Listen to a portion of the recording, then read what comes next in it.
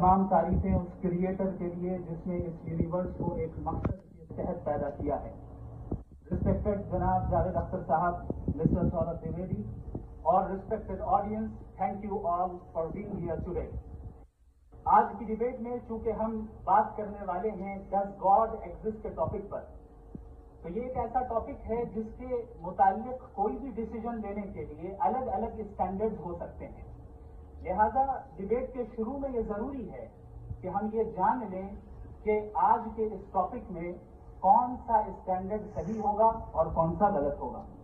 सबसे पहला स्टैंडर्ड जिसे मैं समझता हूं कि हमारे रिस्पेक्टेड जनाब जावेद अख्तर साहब बड़ी तेजी के साथ इसकी तरफ लपकेंगे, वो है साइंस। जबकि साइंस दर हकीकत खुदा के एग्जिस्टेंस को डायरेक्टली साबित करने या उसके एग्जिस्टेंस को डिनाई करने के लिए स्टैंडर्ड नहीं बन सकती। और उसकी वजह क्या है, ये मैं नहीं कह रहा, ये वो लोग कह रहे हैं जो साइंस के एक्सपर्ट्स हैं।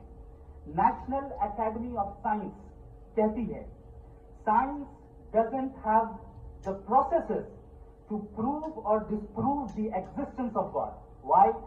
क्योंकि साइंस का ताल्लुक एम्पेरिकल एविडेंस से है और एम्पेरिकल एविडेंसेस का ताल्लुक हमारे नेचुरल और फिजिकल वर्ल्ड से है, जबकि गॉड नॉन फिजिकल और सुपर नेचुरल रियलिटी है। लिहाजा नॉन फिजिकल रियलिटी को आप उस टूल के साथ नहीं चेक कर सकते जिसका काम फिजिकल रियलिटी को तलाश करना है। लिहाजा आज इस डिबेट में गॉड की एग्जिस्टेंस को साबित करने या उसे डिनाई करने में साइंटिफिक एविडेंस को एक्सेप्ट नहीं किया जाएगा। दूसरा स्टैंडर्ड हो सकता है रेविलेशन, कि रेविलेशन के जरिए हम ये साबित करें कि गॉड एग्जिस्ट करता है या नहीं। लेकिन ये स्टैंडर्ड भी आज इररेलेवेंट है। क्यों? क्योंकि रेविलेशन मेरे नजदीक सोर्स ऑफ नॉलेज है, वैलिड सोर्स ऑफ नॉलेज है, लेकिन हमारे जावेद अख्तर साहब के नजदीक ये वैलिड सोर्स ऑफ नॉलेज नहीं है। लिहाजा आज की डिबेट में मैं एक भी एविडेंस किसी भी मजहबी स्क्रिप्चर से नहीं दूंगा ताकि जावेद अख्तर साहब के लिए वो अनएक्सेप्टेबल ना हो।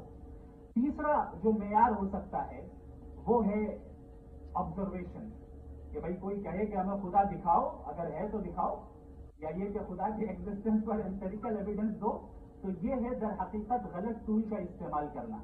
ये ऐसा ही है कि जावेद साहब मुझसे ये मुतालबा करें कि मुफ्ती साहब आप मेटल डिटेक्टर के जरिए प्लास्टिक डिटेक्ट करके दिखाएं।